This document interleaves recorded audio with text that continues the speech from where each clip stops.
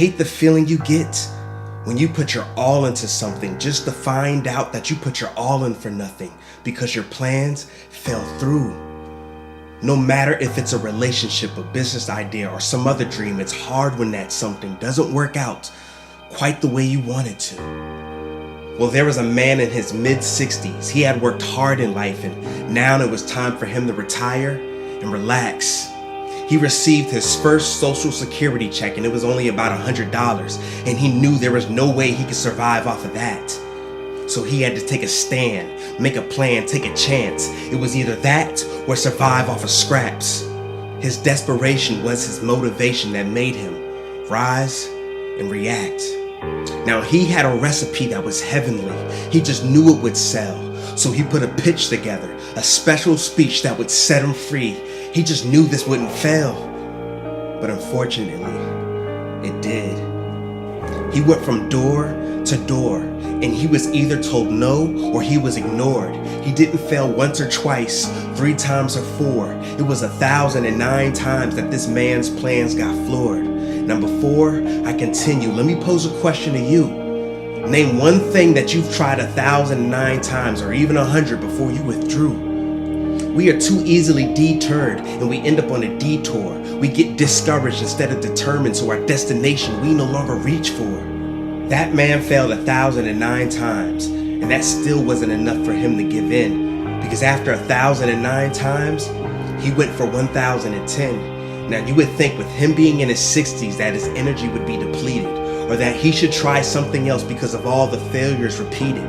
But giving up wasn't an option for him. A win is what he needed, and that's why on his 1,010th attempt, he succeeded. His success was so monumental that the fruits from it today we see. I'm talking about Colonel Sanders, the man responsible for KFC. And it's crazy, see, because just maybe we are this close to winning. But as soon as things get wavy, we look for an escape to flee, and we end up quitting. But why is that? I mean, don't we understand that failure is part of the process? That it's only a tool that we use to move forward and make progress? But we have to choose to be unmoved and know that we got this. You have to refuse to lose as you move closer to where the top is. Walt Disney was fired. His editor said he lacked imagination and good ideas. Lauryn Hill was booed at the Apollo. I know that night she shed some tears. Bill Gates dropped out of college. Now tell me how he was supposed to have a good career. And Stephen King's novel Carrie was rejected 30 times in its early years. Denzel had bad auditions. Albert Einstein had difficulty learning in school. He couldn't focus and pay attention. Jay-Z couldn't get a deal. His music just wasn't hitting, and Oprah Winfrey was fired from a television station. They told her she was unfit and should try something different.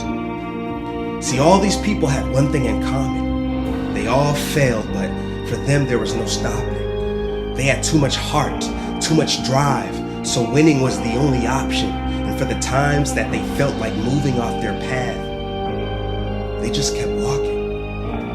And you could do the same. It starts here in your mind. You have to know what you want and refuse to be denied. And if your plans fail, man, well, just revise it a bit. Because anytime you fail at something, you just learn how to not do it. That doesn't mean you should quit.